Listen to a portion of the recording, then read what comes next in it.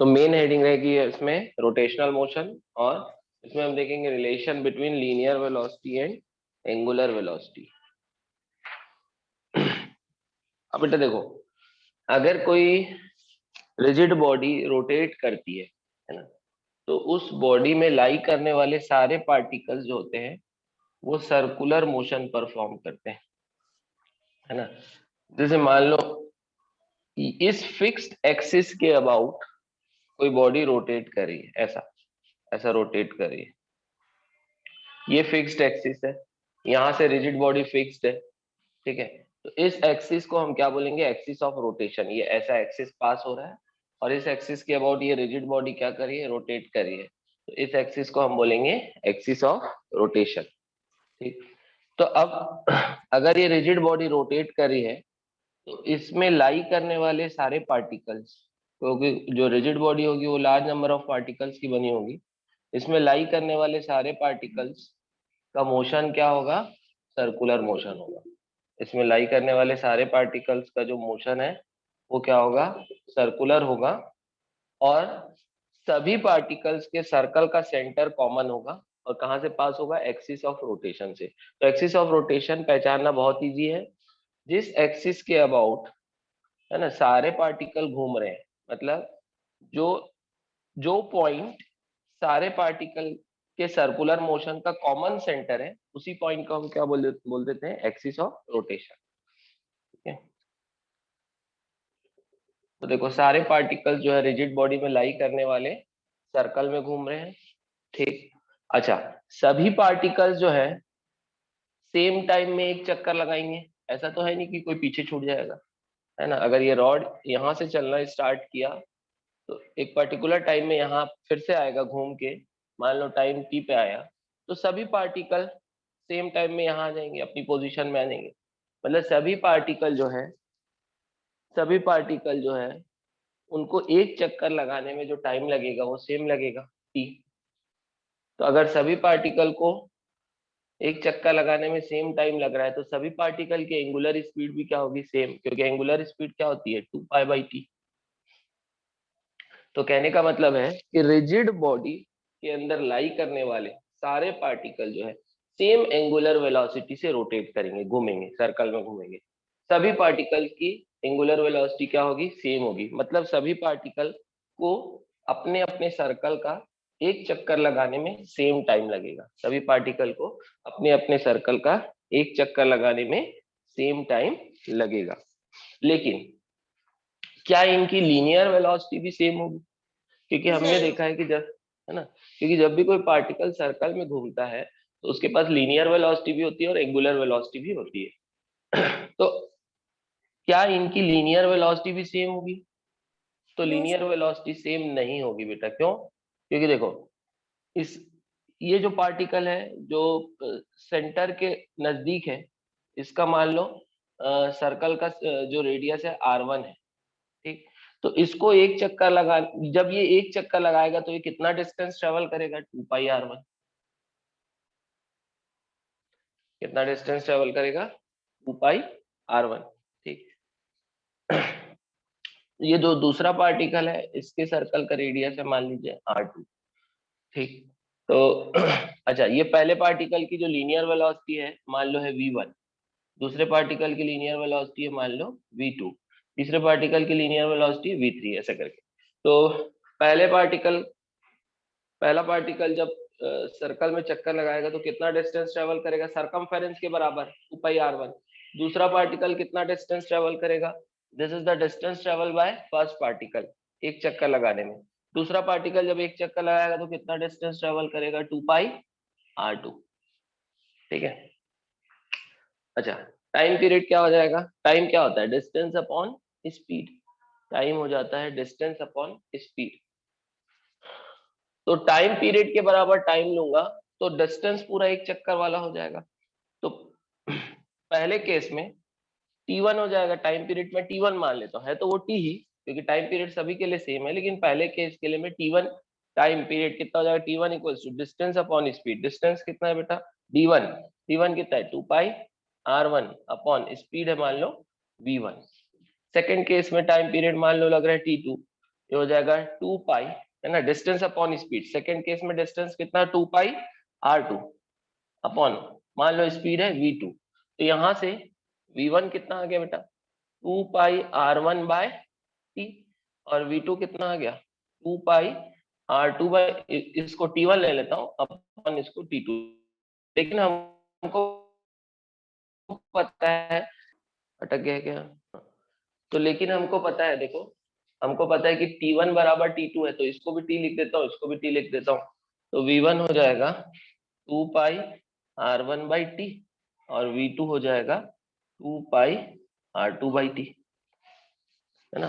तो 2 पाई और t, 2 पाई और t दोनों क्या है, कांस्टेंट है, तो यहाँ से हमको, है ना, ये 2 पाई बाई टी और 2 पाई बाई टी, ये होता है ओमेगा, है ना, ये कांस्टेंट है, इसको कांस्टेंट मान लो, इसको कांस्टेंट, तो यहाँ से समझ में आ रहा है, क्योंकि r1 और r2 अलग अलग है, ये पक्की बात है, और 2 पाई बाई टी दोनों के लिए सेम है, इसका मतलब लीनियर वेलोसिटी दोनों की क्या है, अलग अलग है, लीनियर वेलोसिटी दोनों पार्टिकल की अलग अलग है। हम किसी दो पार्टिकल को कंपेयर करें, ऐसे बहुत सारे पार्टिकल्स होंगे, तो अलग अलग डिस्टेंस में लाई करने वाले पार्टिकल्स की लीनियर वेलोसिटी भी क्या होगी, अलग अलग होगी।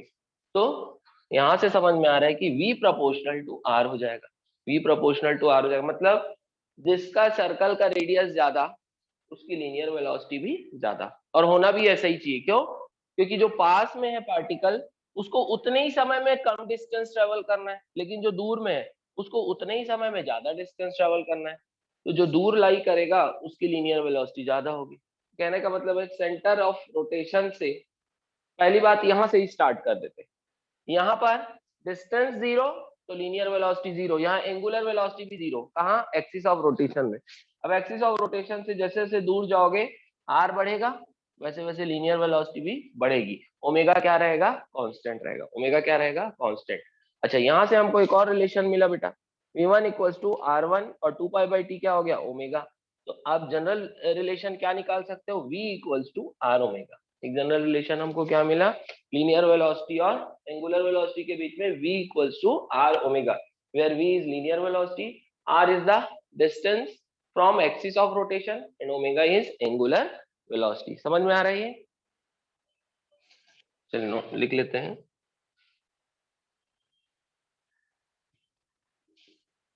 when a rigid body when a rigid body when a rigid body rotates when a rigid body rotates about when a rigid body rotates a fixed axis about a fixed axis, then all the particles then all the particles then all the particles of the rigid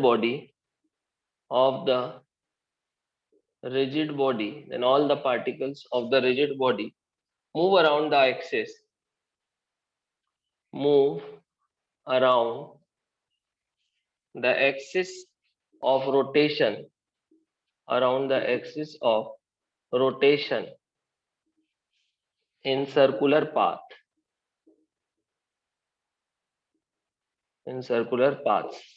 when a rigid body rotates about a fixed axis, then all the particles of the rigid body move around the axis of rotation in circular path angle del theta in time del T, है ना। मान लो आप एक rigid body है, एक arbitrary shape की rigid body है ना, एक एक्सिस ले लो, एक और एक्सिस ले लो, है ना, कोई आर्बिट्रेरी शेप की रिजिड बॉडी है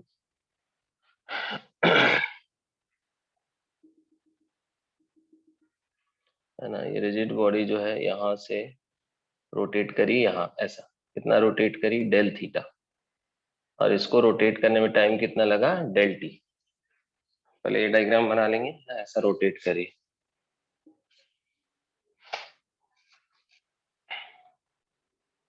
लिखेंगे consider a rigid body consider a rigid body consider a rigid body, rigid body या कोई सॉलिड, मतलब कोई सॉलिड ऑब्जेक्ट की मैं बात कर रहा हूँ, which consist of large number of particles. Consider a rigid body rotating through consider a rigid body rotating through an angle del theta in time del t. Consider a rigid body rotating through an angle del theta in time del t. Next point, all the particles, next point लिखेंगे, all the particles in rigid body, all the particles in rigid body will also rotate, will also rotate, will also rotate through same angle, through same angle del theta in time del t. सभी particle, जितने भी particle है जो लाई करने वाले हैं किसमें, इस रिजिड बॉडी में, सभी पार्टिकल कितना टर्न होंगे, through angle del theta in the same time. Therefore, the angular velocity of rigid body is given by, therefore, the angular velocity of rigid body is given by omega average equals to del theta by del t. ये हो जाएगा, है ना. Del T time में कितना angle turn हुई है rigid body, कितना एंगल टर्न हुई है, डेल थीटा. एंगुलर वेलोसिटी हो जाएगी, ये एवरेज एंगुलर वेलोसिटी होगी del theta by del T.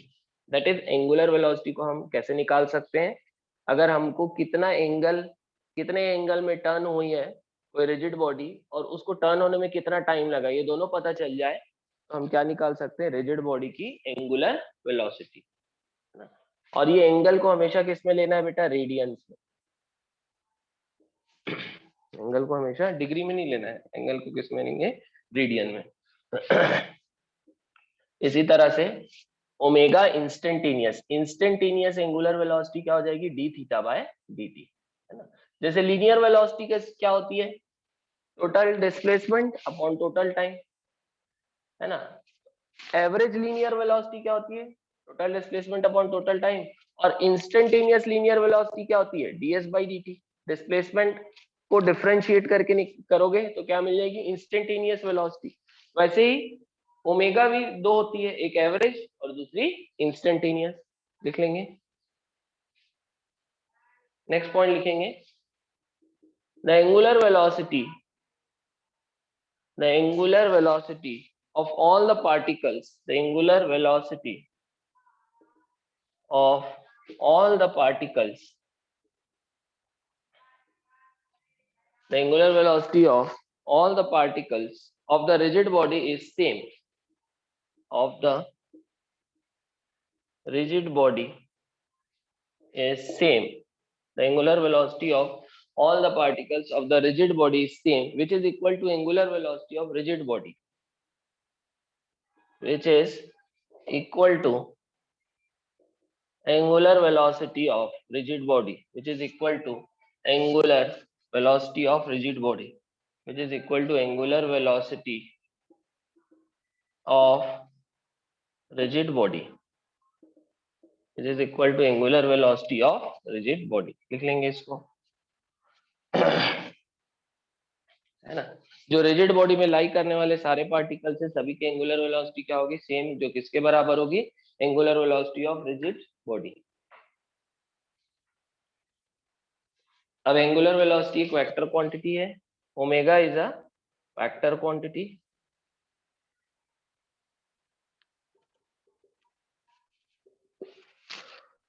ऐसा unit of angular velocity is radian per second, है ना. ओमेगा की जो यूनिट है बेटा, रेडियन पर सेकेंड, ओमेगा की यूनिट है होगी रेडियन पर सेकेंड. और एंगुलर वेलोसिटी का जो डायरेक्शन है, it is along the axis of rotation, direction of angular velocity is along the axis of, direction of angular velocity is along the axis of rotation. Note कर लेंगे, है ना. जैसे जो पंखा घूम रहा था, ऐसा घूम रहा था इस एक्सिस के अबाउट, है ना, ऐसा घूम रहा था. तो एंगुलर वेलोसिटी का जो डायरेक्शन होगा या तो बाहर की तरफ होगा along the axis of rotation, outside the plane और इनसाइड द प्लेन, लेकिन होगा कहां से पास होगा direction, along the axis of rotation, इसलिए इसको एक्सियल वेक्टर भी बोलते हैं। एंगुलर वेलोसिटी क्या है, एक्सियल वेक्टर, क्योंकि इसका डायरेक्शन कहां लाई करता है, along the axis of rotation. अब यहां से हमको जो रिलेशन मिला है लीनियर वेलोसिटी और एंगुलर वेलोसिटी का, वो है v equals to omega cross r। Relation between linear velocity and angular velocity लिखेंगे v equals to omega cross r, v equals to omega cross r, और v का magnitude जो होगा वो क्या होगा, r omega sine theta, v equals to r omega sine theta, ये हो जाएगा v equals to r omega sine theta. तो वेक्टर फॉर्म में अगर हम लिखेंगे v इक्वल्स टू, तो ओमेगा क्रॉस r होगा, और हमको मालूम है a क्रॉस b का मैग्नीट्यूड क्या होता है, a b साइन थीटा, तो थीटा किसके बीच का एंगल होगा, ओमेगा और r के बीच का एंगल। थीटा किसके बीच का है, ओमेगा और r के बीच का एंगल। अब यहाँ पर बेटा r को आपको पहचानना है, r क्या है, पोजीशन वेक्टर, इसी को हम रेडियस वेक्टर भी बोलते हैं या फिर पोजीशन वेक्टर भी बोलते हैं, और इसका डायरेक्शन जो होता है, r का डायरेक्शन होता है away from the axis of rotation. The direction of r is away from axis of rotation, direction है ना। तो r एक्चुअल में है क्या, v तो लीनियर वेलोसिटी हो गई, r क्या है, position vector, position vector of particle performing rotation. Direction of r is away from, direction of r is away from axis of rotation, direction of r is away from axis of rotation, direction of r is away from axis। जैसे कि rod जो है rotate कर रहा है ना, तो यहाँ पर ये जो पार्टिकल है, ये इस पार्टिकल की अगर मैं बात करूं, इसका r कितना होगा, ये होगा, ये डिस्टेंस, इसका r जो होगा ये होगा, एरो है ना। इसकी पोजीशन वेक्टर, पोजीशन कहां से लोगे हमेशा, विथ रिस्पेक्ट टू ओरिजिन, और ओरिजिन किसको लोगे, एक्सिस ऑफ रोटेशन को, है ना। भाई पोजीशन हम कहां से बताते हैं, हमेशा ओरिजिन से बताते हैं, तो यहाँ पर ओरिजिन कहां से लोगे, एक्सिस ऑफ रोटेशन से। एक्सिस ऑफ रोटेशन से इसकी पोजीशन क्या होगी, वेक्टर r, और इस पोजीशन वेक्टर का जो डायरेक्शन होगा ये होगा away from axis of rotation, away from axis of rotation, है ना। जैसे कोई एक सिंगल पार्टिकल अगर रोटेट कर रहा है, मान लीजिए ऐसा सर्कल में घूम रहा है सिंगल पार्टिकल, ये सर्कल का सेंटर है, तो इसका r क्या होगा बेटा, ऐसा होगा, ये होगा r। तो r एक वेक्टर है, पोजीशन वेक्टर है, पोजीशन वेक्टर मतलब जो ओरिजिन के रिस्पेक्ट में इस पार्टिकल की पोजीशन बताता है, r, ठीक है। तो r का मैग्नीट्यूड यहाँ पर क्या हो जाएगा, पोजीशन एक वेक्टर है, वेक्टर का मैग्नीट्यूड भी होगा, डायरेक्शन भी, तो मैग्नीट्यूड किसके बराबर हो जाएगा, इस डिस्टेंस के बराबर होगा। ये डिस्टेंस किसके बराबर है, यहाँ पर सर्कल में अगर ये घूम रहा है तो रेडियस के बराबर, और direction of position vector is away from axis of rotation, the direction of position vector is away from axis of rotation. आ रहा है ये समझ में? Yes. Yes, sir. So V equals to omega cross R, है ना, लिखेंगे इसमें, फॉर अ सिंगल पार्टिकल, और a single particle, for a single particle moving in a circle,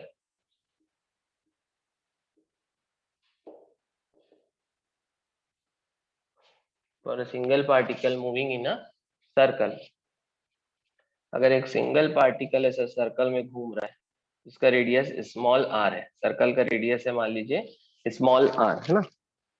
तो अगर इस पार्टिकल की लीनियर वेलोसिटी v है, इसका सर्कल का रेडियस r है, तो ये वेक्टर r हो गया, दोनों के बीच का एंगल कितना होगा बेटा, 90, क्योंकि सर्कल में अगर ये घूमेगा तो रेडियस वेक्टर जो होगा it is away from the centre and velocity is along the tangent, दोनों के बीच का एंगल 90। तो क्या हो जाएगा ये देखो, v इक्वल्स टू, है ना, ओमेगा क्रॉस r होता है, v equals to omega cross r होता है। अब ओमेगा भी ऐसा होगा, omega axis of along the axis of rotation होगा, तो ओमेगा या तो बाहर की तरफ होगा या तो अंदर की तरफ होगा। तो omega will be either outside the plane of the circle और inside the plane of the circle. दोनों ही केस में ओमेगा आर के भी परपेंडिकुलर होगा और वी के भी परपेंडिकुलर होगा। तो एक्चुअल में सर्कल में जब कोई बॉडी घूमती है तो उसकी लीनियर वेलोसिटी, ओमेगा और आर तीनों आपस में क्या होते हैं, परपेंडिकुलर, तीनों म्यूचुअली परपेंडिकुलर होते हैं। इसलिए, है ना, क्योंकि ओमेगा ऐसा होगा, देखो ओमेगा या तो बाहर होगा या तो अंदर होगा। ओमेगा जो होगा it is perpendicular to plane of the circle, और ये दोनों सर्कल के प्लेन में लाई कर रहे हैं। ओमेगा देखो आर के भी परपेंडिकुलर दिख रहा है और वी के भी परपेंडिकुलर दिख रहा है।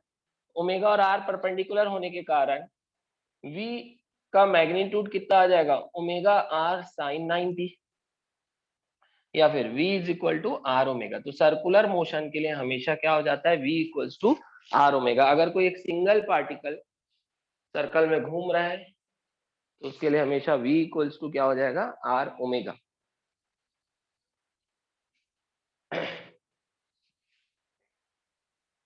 क्लियर है ये? Yes, अब sir. अगर, है ना, अब अगर हम रिजिड बॉडी की बात करें, अगर हम रिजिड बॉडी की बात करें, फॉर अ रिजिड बॉडी,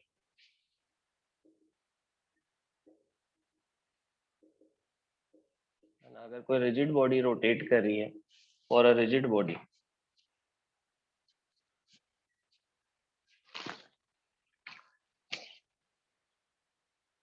जैसे कि ये एक स्केल है,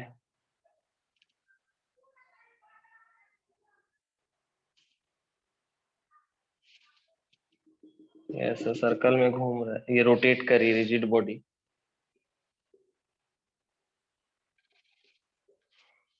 ठीक है ना। तो अलग अलग पोजीशन में अलग अलग पार्टिकल होंगे, ठीक। ये पार्टिकल जो है एक्सिस ऑफ रोटेशन में v3, एक पार्टिकल इधर है और एक पार्टिकल इधर है ना। हम तीन पार्टिकल को कंसीडर कर रहे हैं, v1, v2 और v3। v1 जिसका डिस्टेंस सेंटर से कितना है, r1, दिस इज v2 जिसका सेंटर से डिस्टेंस है r2, और v3 जो कहाँ लाई कर रहा है, सेंटर में। तो v1, है ना, मान लो घूमने की स्पीड है, एंगुलर वेलोसिटी बॉडी की ओमेगा, तो v1 हो जाएगा r1 ओमेगा, वैसे ही v2 हो जाएगा r2 ओमेगा, और v3 हो जाएगा 0, v3 इक्वल्स टू 0। लिख लेंगे इसको, v1 equals to r1 omega, v2 equals to r2 omega and v3 equals to 0। क्योंकि अगर कोई रिजिड बॉडी रोटेट करती है तो हर एक बॉडी, उस पे लाई करने वाले हर पार्टिकल का मोशन क्या होता है, सर्कुलर। तो सर्कुलर मोशन के लिए v equals to R omega fix है, आपको v equals to R omega sine 90 करने की जरूरत नहीं है। इसका भी मोशन सर्कुलर है, तो v1 equals to r1 omega, इसका भी मोशन सर्कुलर है, v2 equals to r2 omega. ये तो यहीं पर एक्सिस ऑफ रोटेशन में, इसलिए इसका ओमेगा भी 0 होगा और इसकी लीनियर वेलोसिटी भी क्या होगी, 0 होगी। हो गया, बना लिए आप लोग? 2 minutes. थोड़ा सा अच्छे से बनाना बेटा, मेरे से ऐसा प्रॉपर नहीं बन पाया है, एकदम सर्कल तो नहीं दिख रहा है ये। चलिए आगे बढ़ते हैं।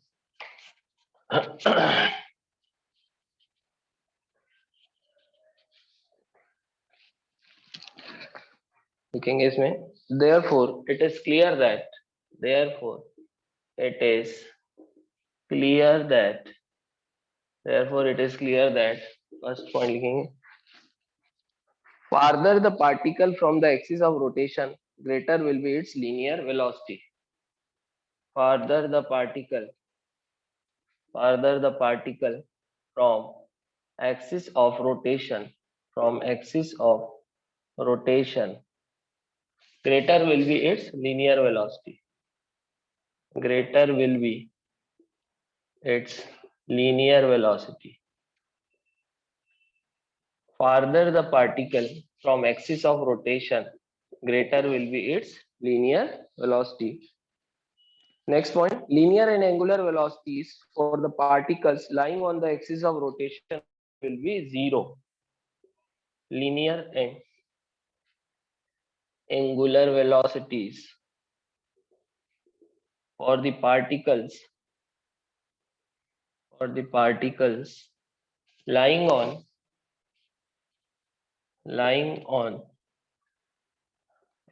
of rotation is 0. लिख लेंगे linear and angular velocities for the particles lying on axis of rotation is 0.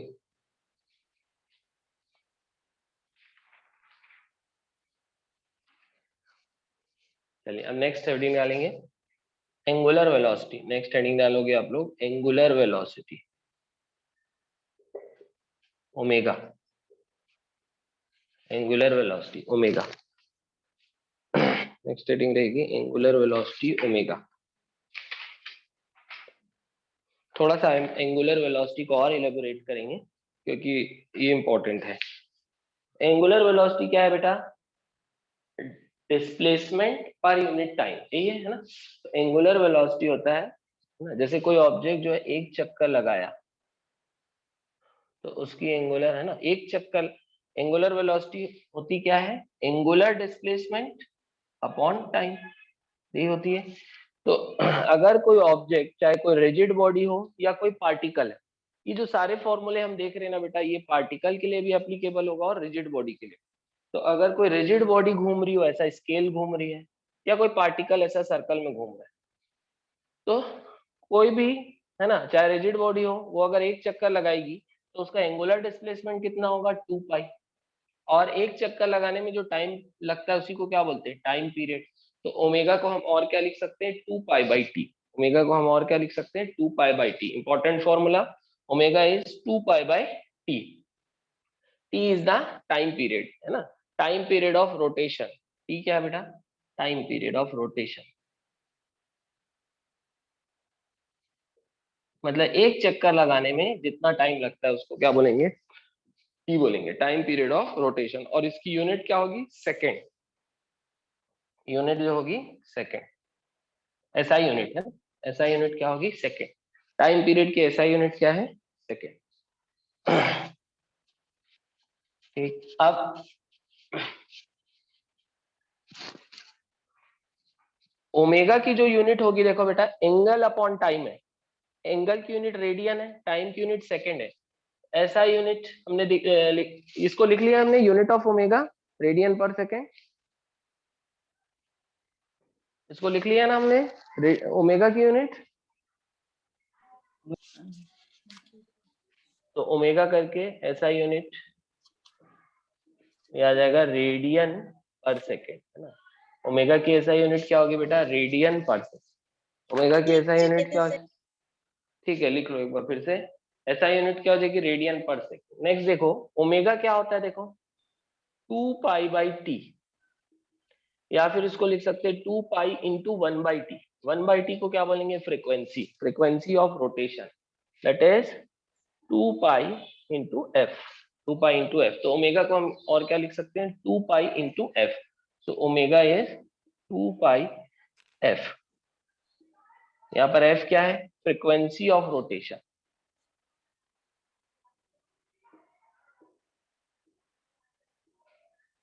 f is equal to 1/t. f क्या हो जाता है बेटा? 1/t. इसकी यूनिट क्या होगी? देखो फ्रीक्वेंसी है क्या? टाइम पीरियड मतलब क्या होता है बेटा? एक चक्कर लगाने में कितना टाइम लगेगा उसको टाइम पीरियड बोलते हैं. और फ्रीक्वेंसी मतलब एक सेकंड में कितना चक्कर लगाया, नंबर ऑफ रोटेशन पर सेकंड. तो इसकी यूनिट क्या होती है? Number of rotation. Number of rotation पर सेकंड. नंबर ऑफ रोटेशन पर सेकंड. फ्रीक्वेंसी क्या होती है? फ्रीक्वेंसी नंबर ऑफ रोटेशन पर सेकंड. लिख लेंगे नंबर ऑफ रोटेशन. फ्रीक्वेंसी क्या है एक्चुअल में? नंबर ऑफ रोटेशन पर सेकंड, है ना. इसी को हर्ट्स भी बोल देते हैं. इसी को क्या बोलेंगे? हर्ट्स.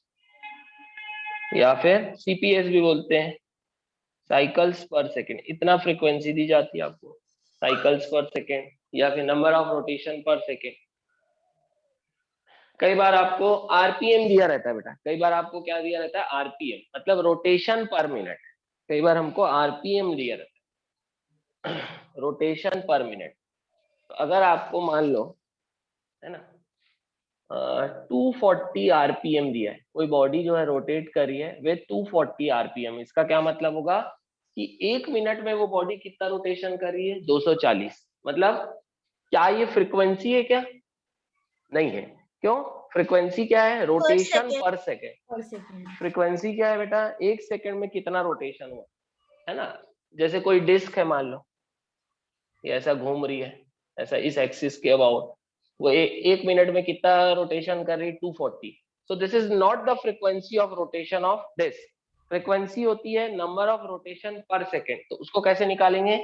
आपको आरपीएम दिया रोटेशन पर मिनट, मतलब 1 मिनट में कितना रोटेशन, 240, मतलब 60 सेकेंड में कितना रोटेशन, 240। तो 1 सेकेंड में कितना रोटेशन, 240 बाय 60 करोगे, है ना, कितना आ जाएगा, 4।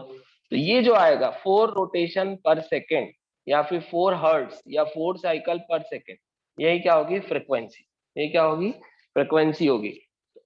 This is frequency. तो यहाँ से ओमेगा कैसे निकालोगे, 2 पाई इंटू फ्रीक्वेंसी करके। 2 पाई इंटू फ्रीक्वेंसी कितनी है, 4, कितना आ जाएगा, 8 पाई रेडियन पर सेकेंड। ये आ जाएगा 8 पाई रेडियन पर सेकेंड। तो एग्जांपल करके इसको लिख लो।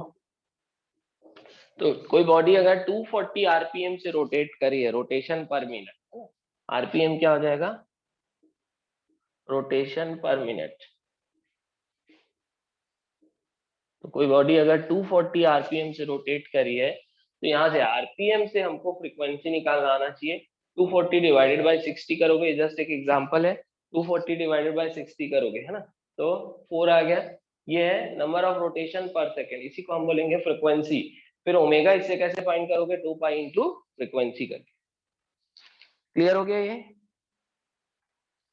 है ना। एंगुलर एक्सेलरेशन कब एग्जिस्ट करेगा, when there is change in angular velocity, not angular velocity, है ना। बेटा देखना, रोटेशनल मोशन और ट्रांसलेटरी मोशन में बहुत सारी एनालॉजी है, सिमिलरिटी है ना। लीनियर मोशन में लीनियर वेलोसिटी होती है, तो रोटेशनल मोशन में लीनियर वेलोसिटी भी होती है और एंगुलर वेलोसिटी भी होती है। ठीक, लीनियर मोशन में लीनियर एक्सेलरेशन होता है, तो रोटेशनल मोशन में एंगुलर एक्सेलरेशन होगा।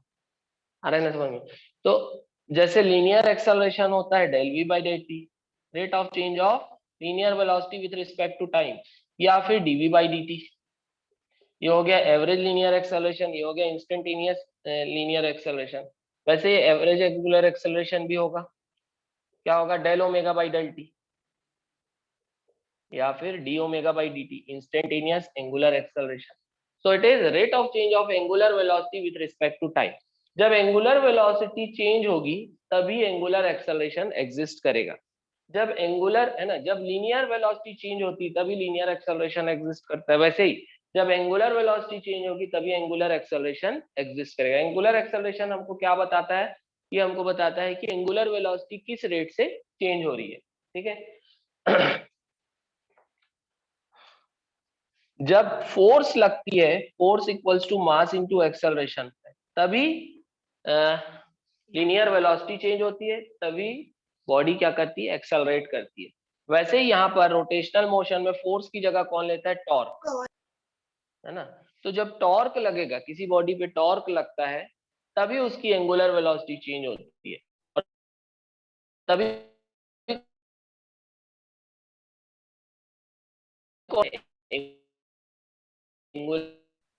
है ना। जैसे लीनियर एक्सेलरेशन चाहिए तो एक्सटर्नल फोर्स चाहिए, वैसे ही एंगुलर एक्सेलरेशन अगर चाहिए तो एक्सटर्नल टॉर्क चाहिए। क्या चाहिए, एक्सटर्नल टॉर्क। जैसे लीनियर मोशन में मास किसका काम करता है, इनर्शिया का। इनर्शिया मतलब मास के कारण कोई भी बॉडी अपने स्टेट ऑफ मोशन को रेजिस्ट करती है, स्टेट ऑफ मोशन में चेंज को रेजिस्ट करती है ना। मतलब अगर कोई बॉडी चल रही है कांस्टेंट वेलोसिटी से, तो वो कांस्टेंट वेलोसिटी से ही चलना चाहेगी, है ना।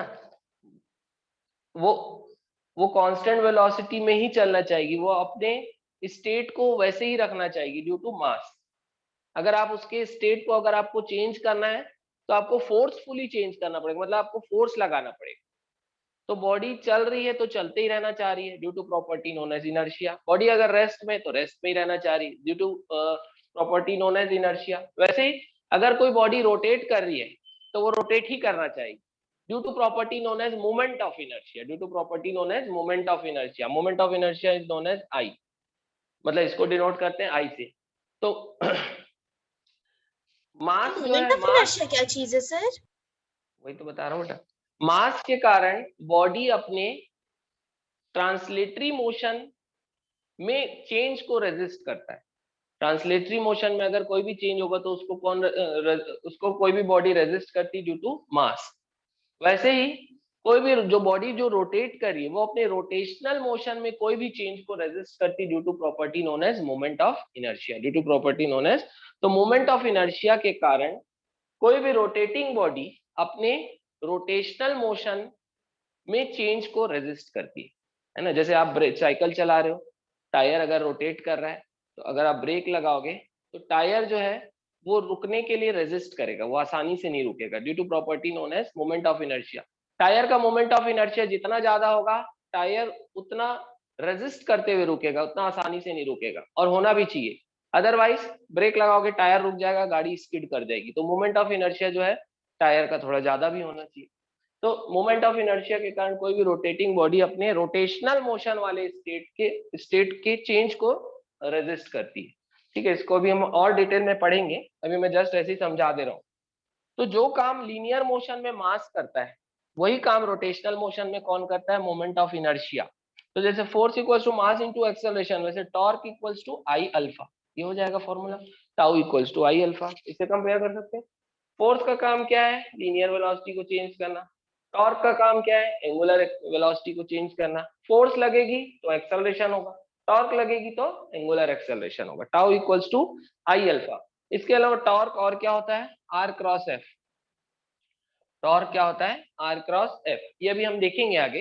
टॉर्क होता है आर क्रॉस एफ। तो कहने का मतलब ये है कि अगर किसी बॉडी में टॉर्क लगेगा तो उसका ओमेगा चेंज होगा, और कौन एग्जिस्ट करेगा? Angular acceleration. आ रहा है ये समझ में? अब टॉर्क क्या होता है ये, चलो एक बार अभी टॉर्क फिर से अभी बता देता हूँ, फिर बाद में बता दूंगा ताकि आप लोगों को कंफ्यूजन ना, अभी आप लोग क्लियर हो जाए, है ना। जैसे जैसे ये एक रॉड है बेटा, ये रॉड इस एंड से फिक्स है ना। आप ऐसा फोर्स लगा रहे, ठीक। ये फोर्स का, this is the line of action of force, and this is position vector of force from axis of rotation. इसी को क्या बोलते हैं? R. This is line of action of force, इसका डायरेक्शन इधर है, और ये किसका डायरेक्शन हो गया? Position vector of force. ये फोर्स का यहाँ इस पॉइंट में फोर्स एक्ट कर रही, so this is the position vector of force from axis of rotation, इसी को आर बोलेंगे। आर और ये एफ दोनों के बीच का एंगल मान लो थीटा है, तो टॉर्क जो मिलेगा वो हमेशा क्या होगा? R cross F. मतलब आर और एफ के क्रॉस प्रोडक्ट से आपको क्या मिलेगा? टॉर्क मिलेगा। तो यहाँ से टॉर्क का मैग्नीट्यूड क्या हो गया? Are F sine theta. क्या मिलेगा आपको? टॉर्क का magnitude are F sine theta. तो अगर किसी बॉडी को रोटेट कराना है तो आपको एक्सिस ऑफ रोटेशन से कुछ डिस्टेंस में फोर्स लगाना पड़ेगा। अगर आप यहीं पर लगाओगे फोर्स, इसी पर, इस पॉइंट पर अगर आप फोर्स लगाओगे तो ये क्या बॉडी रोटेट करेगी? नहीं करेगी। आपको एक्सिस ऑफ रोटेशन से कुछ दूरी पर यहाँ लगा सकते हो आप फोर्स, आपको एक्सिस ऑफ रोटेशन से कुछ दूरी पर फोर्स लगाना पड़ेगा, ठीक है। इस डिस्टेंस, है ना, इसी जैसे यहाँ पर आप फोर्स लगा रहे हो तो this is the line of action of force, ये पॉइंट हो गया फोर्स का। फोर्स यहाँ एक्ट करिए तो अब ये आर ऐसा हो जाएगा, ये आर यहाँ तक हो जाएगा, है ना। तो आर क्या है? Position vector of the point in which the force is acting, है ना। जैसे कि ये डिस्क है, डिस्क ऐसा इस एक्सिस ऑफ रोटेशन के अबाउट, है ना, इस एक्सिस के अबाउट रोटेट करती है। जैसे तुम लोग चलाए हो कि नहीं बचपन में, से चक्का उक्का चलाए हो क्या? नहीं चलाए हो? यस सर, नहीं चलाए होगे, ठीक चलाए हो है। ना। तो ऐसे लकड़ी को मारते हैं, डंडी को मारते हैं यहाँ, तो मारते हैं मतलब ये फोर्स लगा, फोर्स लगा हवा रहे में हैं। लेकर घूमते थे ना। नहीं, जमीन में चक्का चलाते हैं ना कई बार, या अच्छा वो वाला, एक हवा सर दिया चला एक डंडे से मार मार के उसको आगे बढ़ाते हैं। दौड़ते थे तो घूमता था। हाँ तो है ना, तो यहाँ पर आप फोर्स लगा रहे हो, ऐसे डंडी से मार रहे हो चक्के को, तो यह फोर्स लगा रहे हो, ये एक्सिस ऑफ रोटेशन है, एक्सिस ऑफ रोटेशन से ये जो दूरी है ना, यहाँ पर फोर्स लग रही है, इसी को हम क्या बोलेंगे, आर। तो आर और ये एफ, आर और एफ दोनों मिलके क्या प्रोड्यूस करते हैं, टॉर्क। टॉर्क होता है आर एफ साइन थीटा। अब हो सकता है यहाँ पर थीटा 90 हो जाए, तो टॉर्क क्या हो जाएगा, टॉर्क का मैग्नीट्यूड आर एफ हो जाएगा, टॉर्क का मैग्नीट्यूड हो जाएगा आर एफ। आ रहा है समझ में टॉर्क? Yes sir.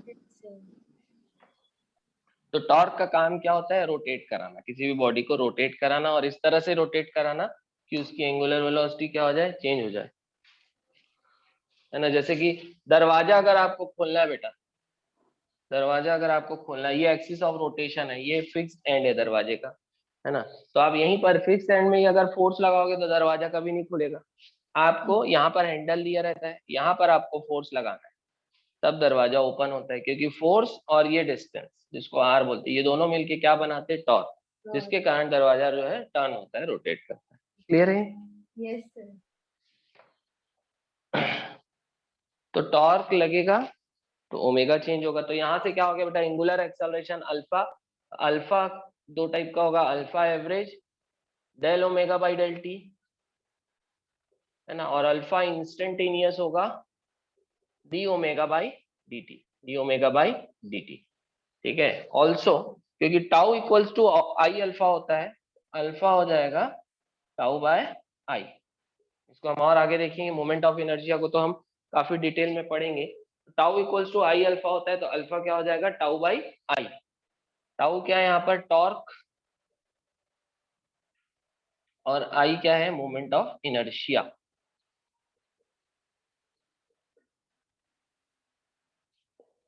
आई क्या होता है, मोमेंट ऑफ इनर्शिया।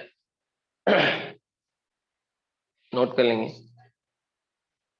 ठीक, अब एंगुलर एक्सेलरेशन की यूनिट क्या होगी, रेडियन पर सेकेंड स्क्वायर, है ना, रेडियन पर सेकेंड स्क्वायर। देखिए लीनियर मोशन में लीनियर डिस्प्लेसमेंट उसकी यूनिट मीटर, एंगुलर मोशन में एंगुलर डिस्प्लेसमेंट उसकी यूनिट रेडियन। तो लीनियर वेलोसिटी की यूनिट मीटर पर सेकेंड, एंगुलर वेलोसिटी की unit radian per second.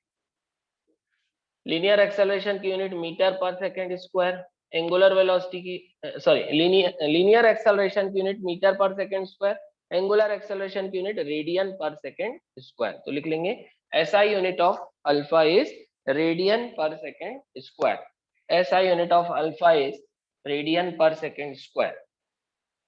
Alpha की जो यूनिट होगी रेडियन पर सेकेंड स्क्वायर, लिख लेंगे इसको।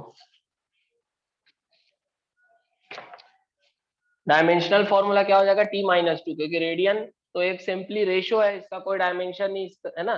तो डायमेंशनल फॉर्मूला क्या हो जाएगा अल्फा का, T-2, M0 L0 T-2, this is the dimensional formula of alpha. ये भी एक एक्सियल वेक्टर है बेटा, alpha is also an axial vector. जो डायरेक्शन ओमेगा का रहेगा वही डायरेक्शन अल्फा का होगा, it is also an axial vector. इसका भी डायरेक्शन कहाँ होगा, along the axis of rotation. Next point लिखेंगे, अगर कोई रिजिड बॉडी का अल्फा कांस्टेंट है, लिखेंगे if a rigid body, if a rigid body as constant angular acceleration,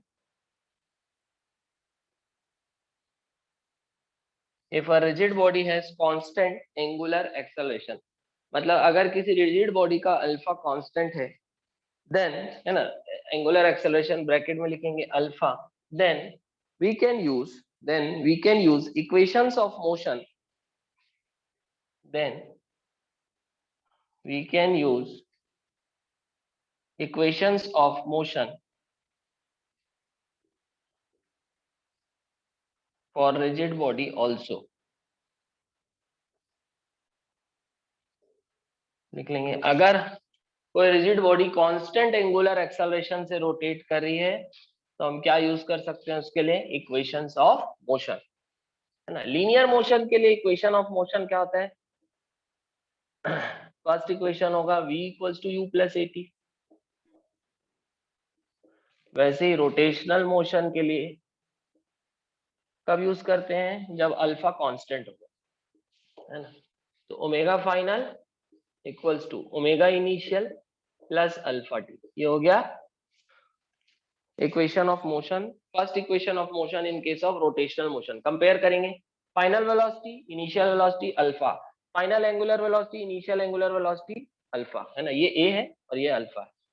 ये फर्स्ट हो गया। Second, s equals to U T plus half A T square. यहाँ पर लीनियर डिस्प्लेसमेंट है तो यहाँ क्या आ जाएगा, angular displacement. Angular displacement equals to omega initial T plus half alpha T square. Omega initial T plus half alpha T square. Third equation, v square equals to U square plus two A S. यहाँ आ जाएगा omega final square equals to omega initial square plus two alpha theta, plus two alpha theta. लिख लेंगे, जरूरत पड़ने में कहाँ क्या लगाना है हमको क्लियर हो जाएगा, क्वेश्चन से और समझ में आएगा इसको अप्लाई करना। चलिए नेक्स्ट हेडिंग डालेंगे, मोमेंट ऑफ फोर्स और टॉर्क। मिटा दो बेटा इसको। सर हम लोग थीटा को यहाँ वेक्टर बोलेंगे क्या? फोर्स और टॉर्क,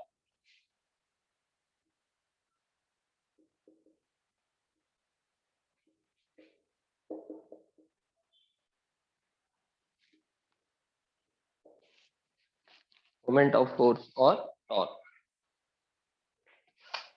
लिखेंगे। The torque of a force, the torque of a force, the torque of a force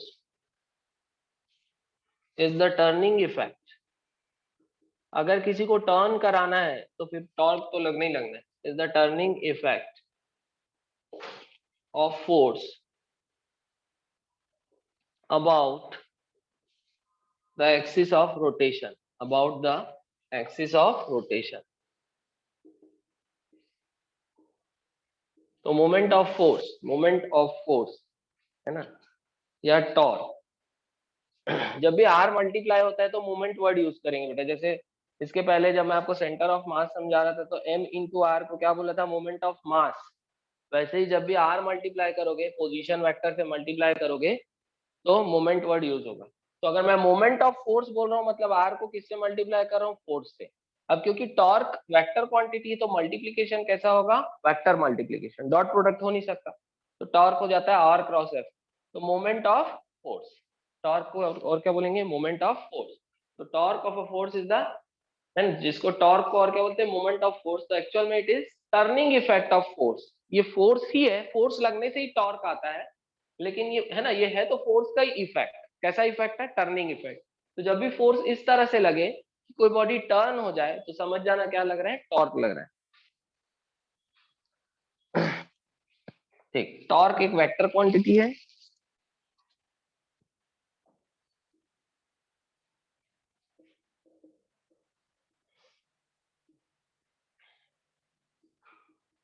torque is a vector quantity. इसकी यूनिट क्या होगी बेटा, ऐसा unit newton metre, CGS unit dyne centimetre, है ना। क्योंकि टॉर्क क्या हो रहा है, देखिए r क्रॉस f, r है तो एक्चुअल में डिस्टेंस ही है ना, और फोर्स की यूनिट न्यूटन और डिस्टेंस की मीटर। तो टॉर्क की यूनिट क्या हो जाएगी, न्यूटन मीटर या फिर डाइन सेंटीमीटर। नेक्स्ट लिखेंगे dimensional formula of torque.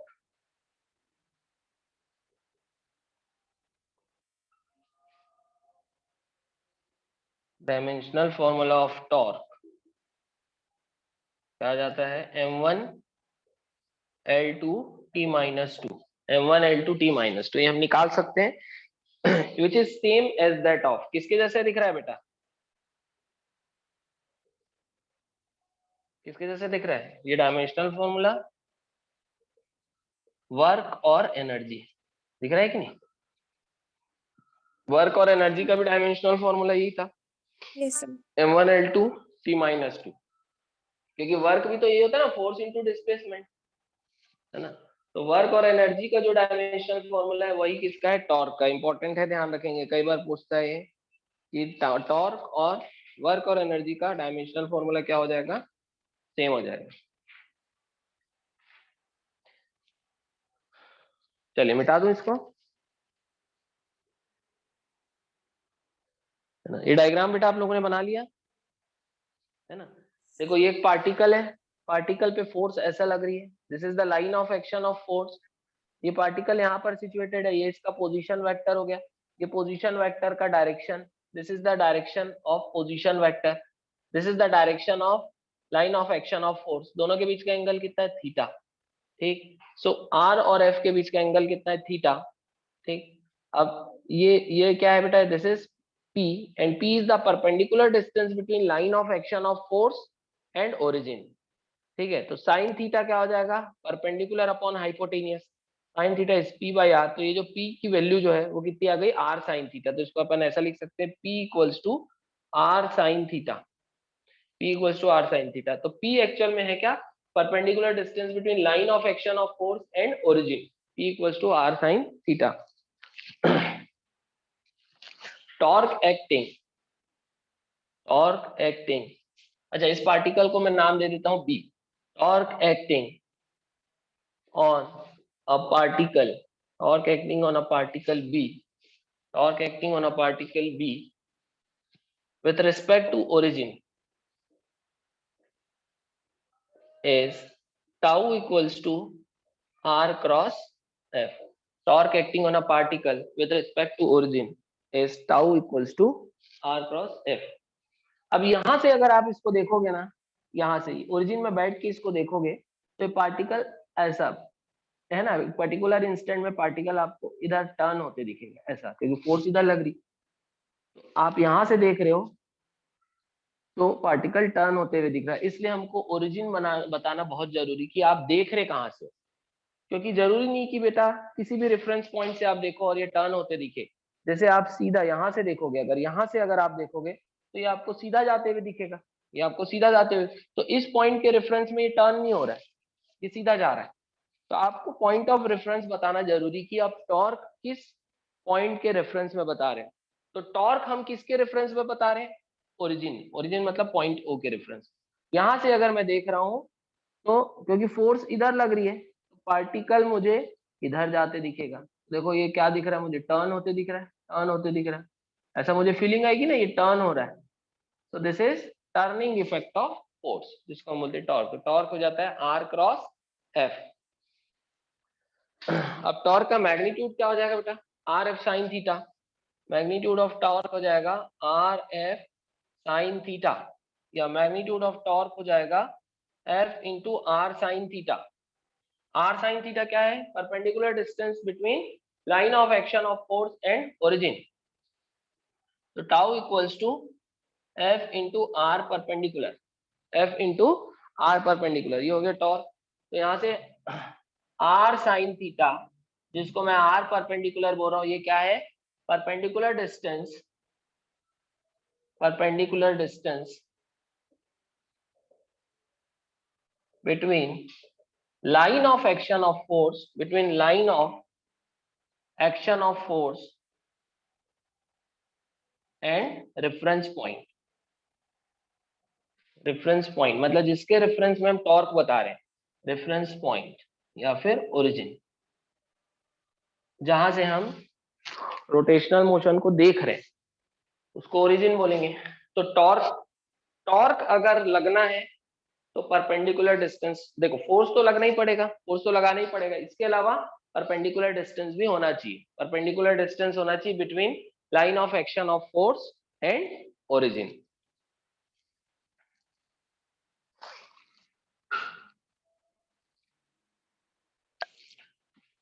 Clear है, यहां तक समझ में आ रहा है आपको? Yes sir. जीरो बेटा आर ऐसा है, जीरो फोर्स होगा भी ना? आर के अलोंग लग रही है, तो परपेंडिकुलर डिस्टेंस कितना होगा आयुष, है ना। या तो आप टॉर्क को F into R sine theta लिखो, आर साइन थीटा मतलब आर परपेंडिकुलर, या तो फिर आप टॉर्क को r into F sine theta लिखो। एफ साइन थीटा मतलब क्या होता है, एफ परपेंडिकुलर। एफ परपेंडिकुलर देखिए क्या है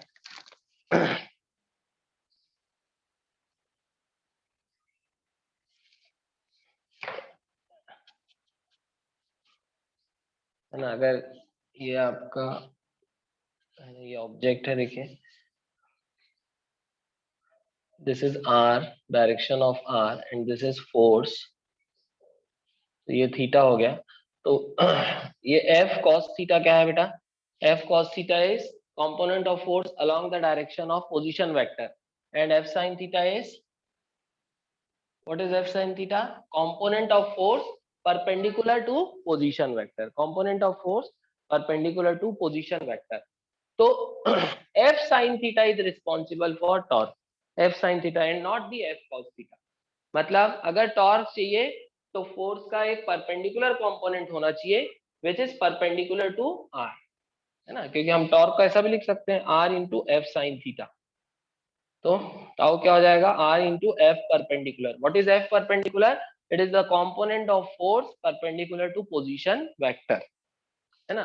जैसे कि अगर आप फोर्स, आप इसको दोनों तरीके से समझा सकते हो ना, एफ इंटू आर परपेंडिकुलर के भी तरीके से और आर इंटू एफ परपेंडिकुलर के भी तरीके से। अगर फोर्स सीधा सीधा एक्ट करे along the direction of R, इधर आर है और इधर फोर्स भी है, तो एफ परपेंडिकुलर तो जीरो हो गया ना, क्योंकि ये आर के अलोंग है फोर्स, तो इसका परपेंडिकुलर कंपोनेंट कितना हो जाएगा, जीरो हो जाएगा। आ रहा है ये समझ में, आर और एफ का डायरेक्शन, अगर दोनों का डायरेक्शन अगर सेम होगा तो आर के परपेंडिकुलर कोई फोर्स का कंपोनेंट होगा क्या, cos 90 कितना हो जाएगा, जीरो, एफ cos 90, है ना। ये एंगल अगर इसका परपेंडिकुलर कंपोनेंट मुझे चाहिए तो भाई किसी भी वेक्टर का उसके परपेंडिकुलर एक्सिस में कंपोनेंट कितना होता है, जीरो होगा। भाई अगर वेक्टर एक ही एक्सिस में डायरेक्टेड है, इसको मैं अगर एक्स एक्सिस ले लूं, एक्स एक्सिस में अगर आर भी है और एफ भी है, एक्स एक्सिस में फोर्स का कोई कंपोनेंट दिख रहा है, दिखेगा क्या आपको, नहीं दिखे, सॉरी ये इस एक्सिस को वाई एक्सिस ले लो, तो क्या इस फोर्स का परपेंडिकुलर कंपोनेंट वाई एक्सिस में होगा, नहीं होगा, जीरो होगा। क्यों, क्योंकि फोर्स और आर दोनों पैरेलल है, दोनों का डायरेक्शन सेम है, तो इसका परपेंडिकुलर पूरी की पूरी फोर्स आर के डायरेक्शन में लग रही है, तो इसका कंपोनेंट इसके परपेंडिकुलर एक्सिस में जीरो होगा। तो यहाँ इस केस में एफ परपेंडिकुलर जीरो है, एफ परपेंडिकुलर कितना है, जीरो, इसलिए टॉर्क नहीं लगेगा। इसको आप दोनों तरीके से समझा सकते हो, एफ परपेंडिकुलर भी जीरो है और आर परपेंडिकुलर भी क्या है, जीरो है। आ रहा है ये समझ में, इसको आप दोनों तरीके से समझा सकते हैं। आर इंटू एफ परपेंडिकुलर लिखेंगे इसमें, here F perpendicular is the component of, here F perpendicular is the component of force F in the direction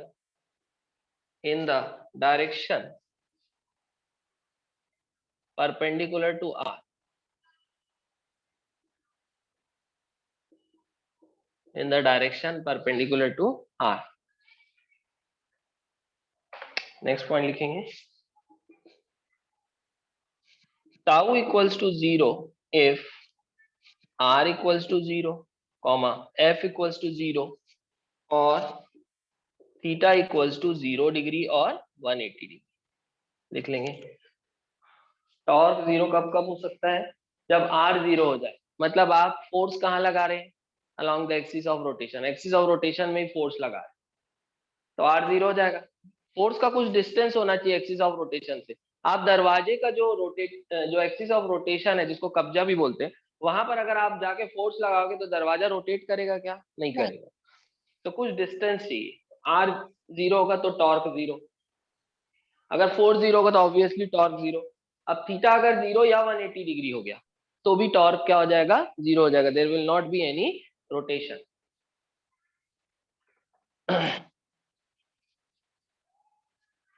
आप अगर 180 डिग्री में फोर्स लगाओगे, है ना, आप दरवाजे को थोड़ा खोलना और उसके कब्जे की तरफ फोर्स लगाना, ऐसा धक्का देना, तो वो रोटेट नहीं करेगा कभी भी, या उसको ऐसा खींचना, अपनी तरफ खींचना, तो भी दरवाजा रोटेट नहीं करेगा, क्योंकि दोनों केस में या तो थीटा जीरो हो जा रहा है या तो 180 होता है, हो जाएगा।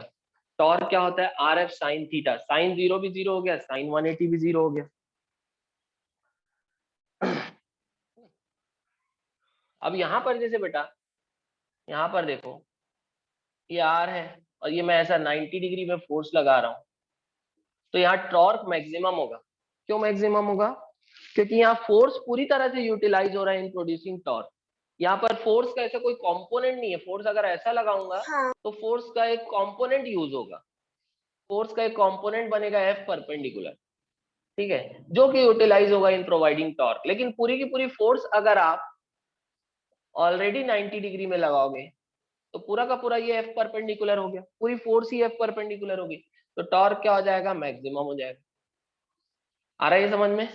तो टॉर्क आपको टॉर्क मैक्सिमम कब मिलेगा? जब थीटा कितना होगा? 90।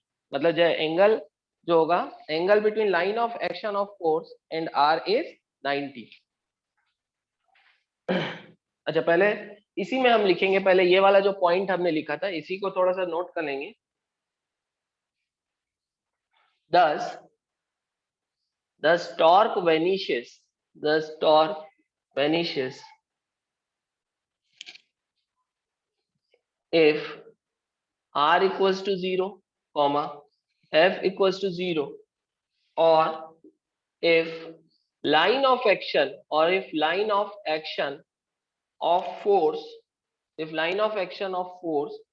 passes through origin। अगर line of action of force passes through origin, अगर line of action of force origin से पास हो रहा है, दैट इज थीटा या तो 0 होगा या 180 डिग्री, तो टॉर्क क्या हो जाएगा? 0 हो जाएगा। ये समझना इंपॉर्टेंट है। ये समझ में आ रहा है? Yes sir. बेटा इसमें किसी को डाउट तो नहीं है परपेंडिकुलर होगा, है ना? ये देखो, मान लो ये आर लग रहा है, this is R and this is F, है ना? ये फोर्स ऐसा लग रही होगी, ये आर ऐसा जा रहा है, ये एंगल थीटा है दोनों के बीच का, तो टॉर्क का डायरेक्शन हम देंगे आर क्रॉस एफ से। This is the direction of torque. तो टॉर्क जो होगा it is outside the plane, इस एग्जांपल के according outside the plane and perpendicular to plane containing R and F. Therefore torque is perpendicular to both R and F. Torque जो होगा वो are के भी परपेंडिकुलर होगा और एफ के भी परपेंडिकुलर होगा, और जिस प्लेन में आर और एफ है उसके परपेंडिकुलर होगा। तो लिखेंगे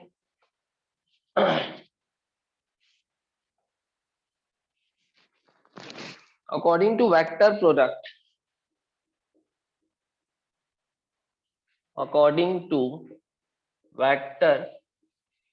product, torque that is tau is perpendicular to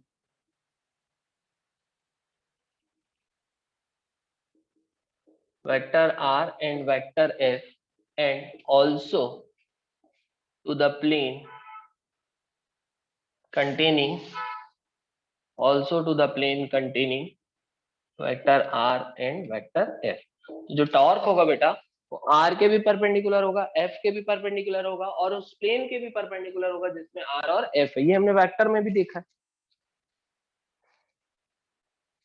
अच्छा, टॉर्क के कारण रोटेशन क्लॉकवाइज भी हो सकता है और एंटी क्लॉकवाइज भी। तो हमने साइन कन्वेंशन दिया है रोटेशन के लिए कि अगर टॉर्क के कारण किसी बॉडी का रोटेशन क्लॉकवाइज होगा तो वो टॉर्क को हम निगेटिव साइन देते हैं, और एंटी क्लॉकवाइज टॉर्क को पॉजिटिव साइन देते हैं। तो लिख लेंगे if the particle rotates clockwise,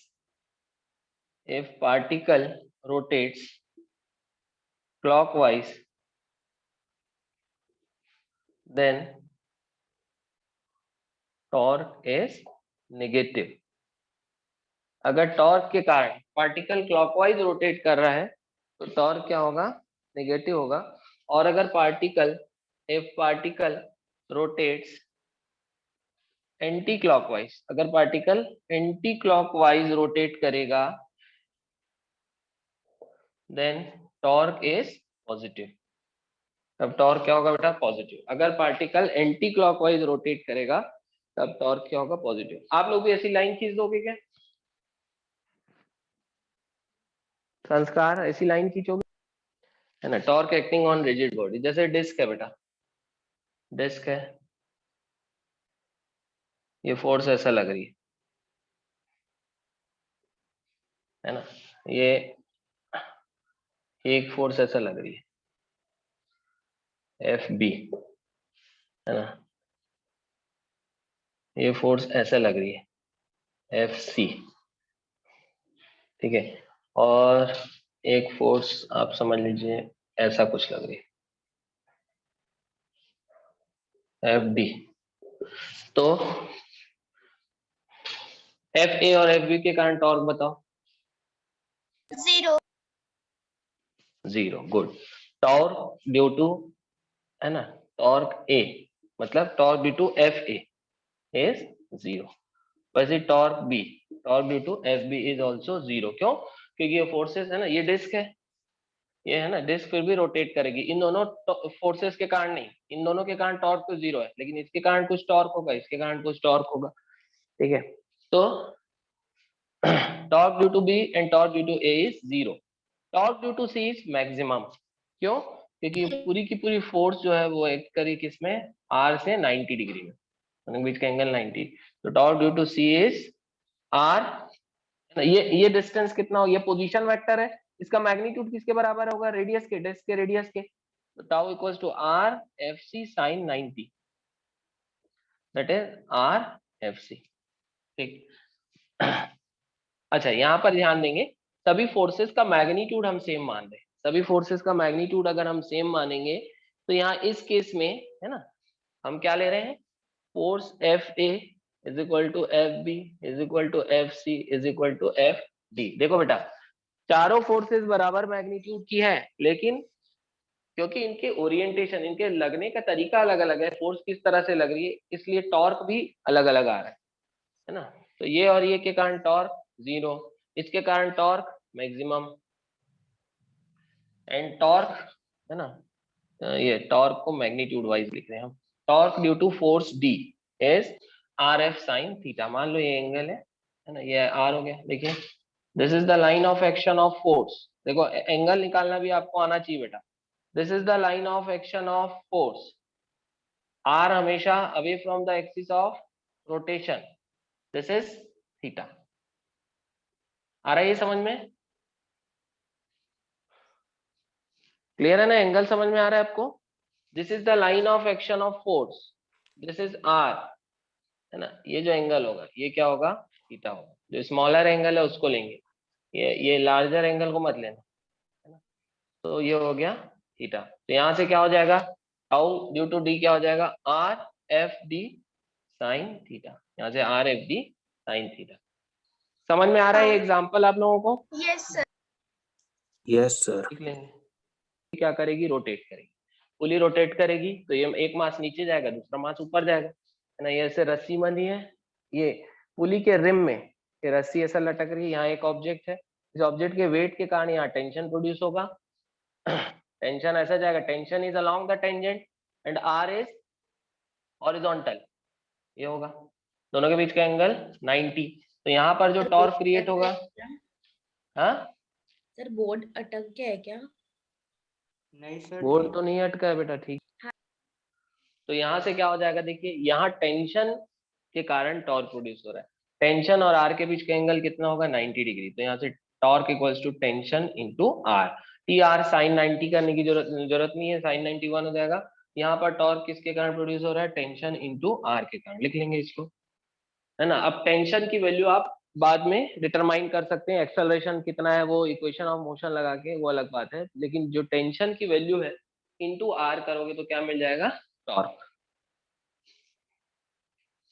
next example third. अभी एक रॉड है बेटा, समझ लीजिए, ये इधर जो है ये ऐसा रस्सी से इधर इस एंड से बंधा हुआ है ना। ये रॉड है, रॉड का मास m है, तो इसका जो वेट होगा कहाँ ऐड करेगा, सेंटर ऑफ मास में। ये एक यूनिफॉर्म रॉड है, रॉड की लेंथ है मान लो L, तो इसका जो वेट होगा mg, ये कहाँ ऐड करेगा, यहाँ से L/2 में, L/2 डिस्टेंस पे। अभी दिख रहा है इधर श्रेया? ये वाला देखिए, जैसे ये रॉड है, रॉड यहाँ से फिक्स्ड है और ऐसा हॉरिजॉन्टली प्लेस्ड है, हॉरिजॉन्टली प्लेस्ड है ना। और ये एक रस्सी से बंधा हुआ है, रस्सी एक सपोर्ट से बंधी है, ये रॉड को ये रस्सी जो है हॉरिजॉन्टली प्लेस करने में मदद कर रही है ना। तो इसका वेट नीचे है, ऑब्वियसली रस्सी में जो टेंशन आएगा वो इसके वेट को संभालेगा, है ना। और यहाँ पर एक्सिस ऑफ रोटेशन में भी क्या आएगा, नॉर्मल रिएक्शन आएगा, जो आर और टी दोनों मिलके इस वेट को संभालेंगे, है ना। अब क्या होगा कि इसका जो है ना, ये यूनिफॉर्म रॉड है, यूनिफॉर्म रॉड होगी तो इसका जो सेंटर ऑफ मास कहाँ एक्ट करेगा, इसके एग्जैक्टली ज्योमेट्रिकल सेंटर में। अगर इसकी लेंथ एल है तो इसका मास कहाँ एक्ट करेगा, L/2 में। तो इधर mg डाउनवर्ड, वर्टिकली डाउनवर्ड, यहाँ से यहाँ तक position vector horizontal, position vector की मैग्नीट्यूड कितनी है, L/2, क्योंकि line of action of force यहाँ से पास हो रही है, तो ये डिस्टेंस कितना है, L/2। तो जैसे ही रस्सी को आप काटोगे तो जो सर इसका इमीडिएट, एक्सिस ऑफ रोटेशन क्या है? ये है ना बेटा, ये जैसे ही आपने रस्सी को काटा ये वाला एंड फ्री हो गया, है ना। पहले क्या हो रहा था देखो, टॉर्क सॉरी टेंशन और आर मिलके किसको बैलेंस कर लेते थे, mg को, ठीक है। ओवरऑल टॉर्क कितना हो जा रहा था, 0, नेट टॉर्क 0 हो जा रहा था, इसलिए रोटेट नहीं कर रहा था, ठीक। लेकिन जैसे ही इसको रस्सी को काटोगे तो ये एक फोर्स 0 हो गई, एक फोर्स के कारण जो टॉर्क है वो खत्म हो गया।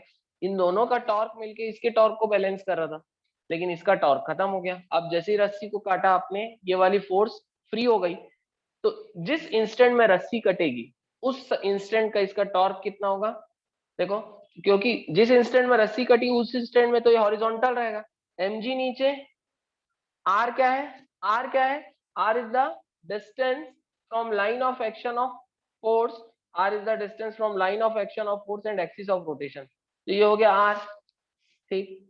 और ये दोनों के बीच का एंगल कितना होगा, 90, दोनों के बीच का एंगल कितना होगा, 90। तो यहाँ से तुरंत वाला टॉर्क कितना होगा, RF sin थीटा। R कितना बेटा, एक्सिस ऑफ रोटेशन से यहाँ का distance, line of action of force का डिस्टेंस कितना, L/2, फोर्स कितना, mg sin 90 कितना हो जाएगा, इमीडिएट टॉर्क कितना हो जाएगा, mg L/2, ये हो जाएगा इमीडिएट टॉर्क। जिस समय रस्सी कटी उसी समय का टॉर्क कितना, mg L/2। ये समझ में आया आप लोगों को? सर ये angular momentum of a particle, angular momentum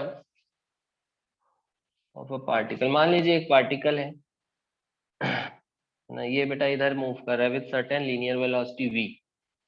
तो यहाँ से ओरिजिन से अगर आप देखोगे, ये पार्टिकल का पोजीशन वेक्टर हो गया, है ना। This is the direction of velocity, also this is the direction of linear momentum. जो डायरेक्शन लीनियर वेलोसिटी का होगा वही डायरेक्शन किसका होगा, लीनियर मोमेंटम। लीनियर मोमेंटम क्या होता है, mass into linear velocity. So this is the direction of linear momentum. This is the direction of r, है ना। ये ऐसा वेलोसिटी जा रही है, तो ये डायरेक्शन मोमेंटम का होगा। This is the direction of r, that is position vector of particle with respect to origin. ये एंगल हो गया थीटा, ये एंगल क्या हो गया, थीटा। तो अब यहाँ से इसको देखोगे तो ये टर्न होते दिख रहा है, यहाँ से देखोगे इसको तो ये टर्न होते दिख रहा है, जबकि यहाँ से देखोगे तो ये सीधा जाते दिखेगा। तो turning effect depends on the choice of origin. तो यहाँ से हम देख रहे हैं, तो अगर मुझे एंगुलर मोमेंटम निकालना है अबाउट ओ, अबाउट ओ बोल दिया मतलब एक्सिस ऑफ रोटेशन क्या है, ओ। आप मोशन को कहाँ से देख रहे हो, उसे ऑब्जर्व करें। Angular momentum about O that is denoted by L is R cross P. Angular momentum क्या हो जाएगा बेटा, अबाउट ओ क्या हो जाएगा, R cross P. Angular momentum हो जाएगा आर क्रॉस पी। मान लो ये जो पार्टिकल है ये एक्स वाई प्लेन में, मान लो ये पार्टिकल किस में है, ऐसा मान लो इस प्लेन में, इस प्लेन में। ये कौन सा प्लेन है, एक्स जेड प्लेन। ये जेड एक्सिस है ना, ये जेड एक्सिस है, इसको मैं ऐसा दिखा रहा हूँ। तो पार्टिकल है मान लो कौन से प्लेन में, एक्स जेड प्लेन। ये वाई एक्सिस है, तो वाई एक्सिस ऑब्वियसली, है ना, ये अगर एक्स जेड प्लेन में ले रहा हूँ तो वाई एक्सिस परपेंडिकुलर होगा तो एक्स जेड प्लेन, है ना, इसको ध्यान रखना। तो पार्टिकल का angular momentum about origin is R cross P. About origin बोल दिया मतलब आर को कहां से मेजर करना है, ओरिजिन से। अबाउट ओरिजिन बोल दिया मतलब आर को कहां से मेजर करना है, ओरिजिन से। अगर मैं बोलता about O dash, what is angular momentum about O dash means as seen from O dash. तो आर को कहां से लेते हैं, ओ डैश से। आर को कहां से लेते हैं, ओ डैश से। तो अबाउट का ध्यान रखना है कि आप ओरिजिन कहां से लेते, ठीक। तो angular momentum about origin is R cross P, या फिर इसी को क्या लिख सकते हैं, आर क्रॉस एम वी। और क्या लिख सकते हैं, R cross M V. L क्या है बेटा, angular momentum of particle about origin. Angular momentum of particle about origin, angular momentum of particle about origin. R क्या है, position vector of particle about origin. R is position vector of particle, position vector of particle about origin. R is position vector of particle about origin. R is position vector of particle about origin. और P क्या है, linear momentum of particle. तो P लिख लोगे, P that is mv equals to linear momentum of particle. अब about origin मत लिख देना इसमें, क्योंकि लीनियर मोमेंटम कोई रोटेशनल मोशन तो है नहीं। लीनियर मोमेंटम रोटेशनल मोशन के कारण आ रहा नहीं है ना। एंगुलर मोमेंटम रोटेशनल मोशन के कारण आ रहा है। अगर एंगुलर मोमेंटम नहीं, अगर रोटेशनल मोशन नहीं होगा तो एंगुलर मोमेंटम जीरो होगा। तो बॉडी अगर रोटेट करेगी तो उसका एंगुलर मोमेंटम होगा। तो एंगुलर मोमेंटम रोटेशनल मोशन के कारण आ रहा है। Rotational motion with respect to origin होता है, तो इसलिए हम एंगुलर मोमेंटम बोल रहे हैं अबाउट ओरिजिन। चलिए यहां तक लिख लिए आप लोग। Yes sir. Yes, sir. Angular momentum कितना होगा, एंगुलर मोमेंटम का मैग्नीट्यूड कितना होगा, M V R sine theta. Angular momentum का मैग्नीट्यूड एक्चुअल में होगा आर क्रॉस पी, तो आर पी साइन थीटा है ना, but P is M V, so it is equal to mvr sin theta. This is the magnitude of angular momentum, mvr sin theta, है ना। Angular momentum zero कब कब हो सकता है, angular momentum is zero when, angular momentum is zero when या तो r zero हो जाए, r जीरो हो जाए मतलब पार्टिकल खुद कहां पर हो, एक्सिस ऑफ रोटेशन में, तब r जीरो हो जाएगा। या तो p जीरो हो जाए, मतलब पार्टिकल मूव ही ना कर रहा हो, रेस्ट में हो, तो भी एंगुलर मोमेंटम जीरो हो जाएगा। या तो थीटा जीरो हो जाए और 180 हो जाए। थीटा जीरो या 180 का मतलब है पार्टिकल या तो ओरिजिन की तरफ मूव कर रहा है, मतलब एक्सिस ऑफ रोटेशन की तरफ मूव कर रहा है, या उससे दूर जा रहा है।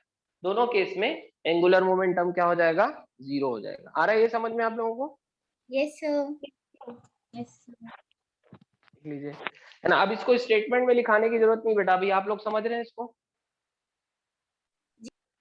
अब हम देखेंगे direction of angular momentum, direction of angular momentum.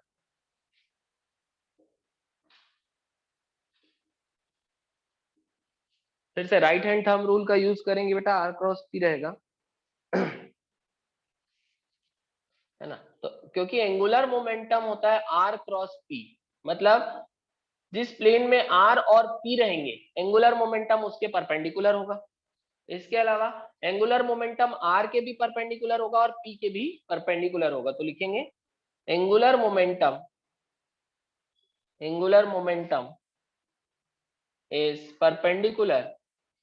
is perpendicular to the plane containing R and P. Also, ऐसा लिखूंगे angular momentum is perpendicular to R and angular momentum is perpendicular to P.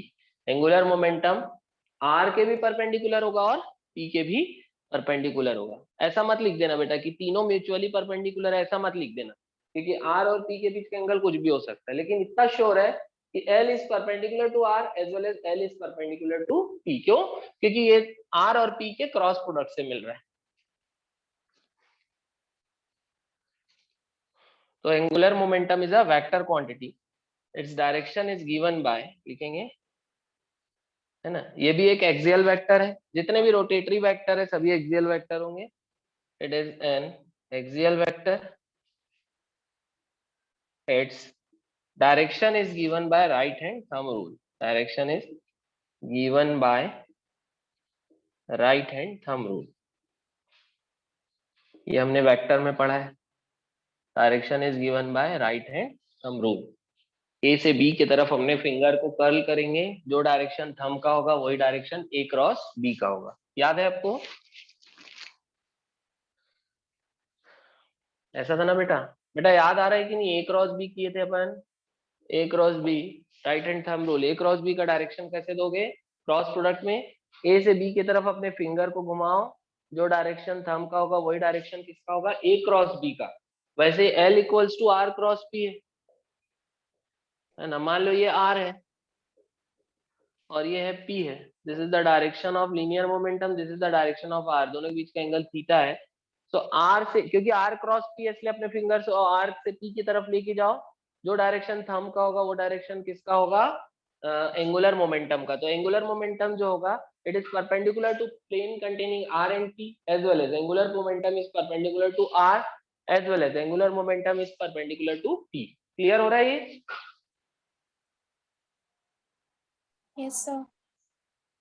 है ना। ये क्या लिखा है हमने बेटा? Dimensional formula of angular momentum m1 l2 t - 1, और इसकी एसआई यूनिट होगी, SI unit of angular momentum क्या है? केजी मीटर स्क्वायर पर सेकेंड, केजी मीटर स्क्वायर पर सेकेंड। सीजीएस यूनिट क्या हो जाएगी? ग्राम सेंटीमीटर स्क्वायर पर second, CGS unit of angular momentum.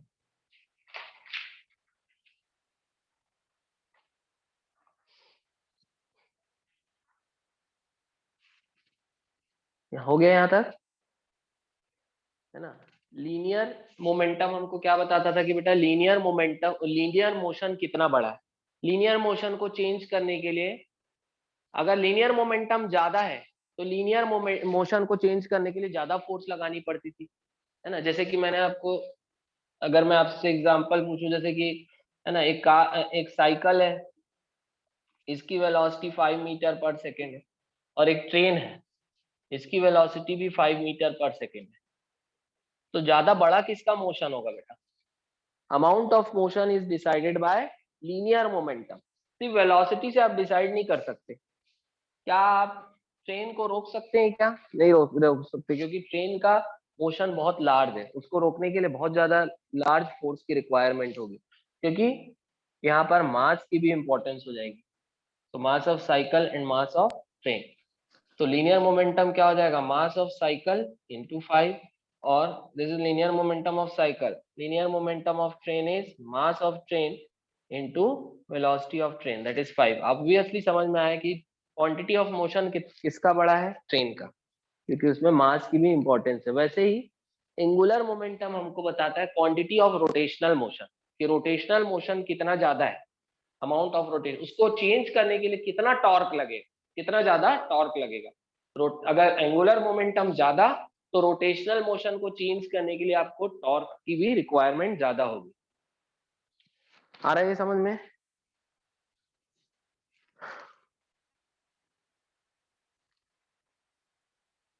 है ना। रिजिड बॉडी के लिए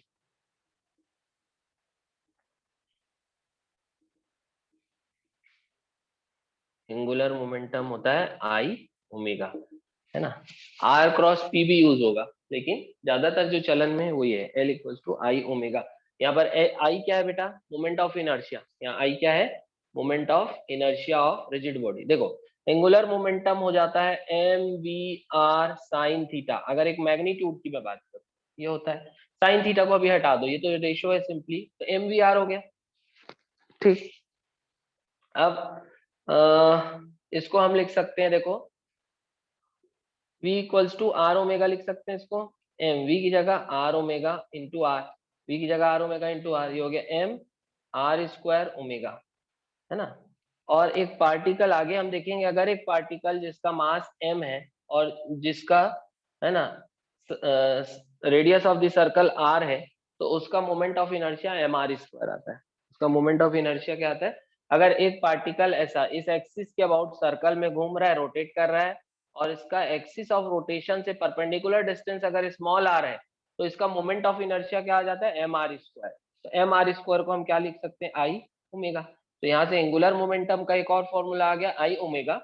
ठीक है, तो ये डिराइव यहीं से हुआ है, लेकिन ये ज्यादातर किसके लिए यूज होता है, रिजिड बॉडीज के लिए। तो रिजिड बॉडीज के लिए एंगुलर मोमेंटम क्या हो गया, I omega. Here I is the moment of inertia of rigid body. I क्या होगा, moment of inertia of rigid body. I क्या हो जाएगा बेटा, moment of inertia of rigid body. और मोमेंट ऑफ इनर्शिया हम डिटेल में पढ़ेंगे नेक्स्ट क्लास में। Moment of inertia of rigid body, moment of inertia of rigid body I, और ओमेगा क्या हो गया, angular velocity of rigid body. Clear है यहाँ तक? यहाँ कुछ डाउट तो नहीं बेटा यहाँ तक किसी को?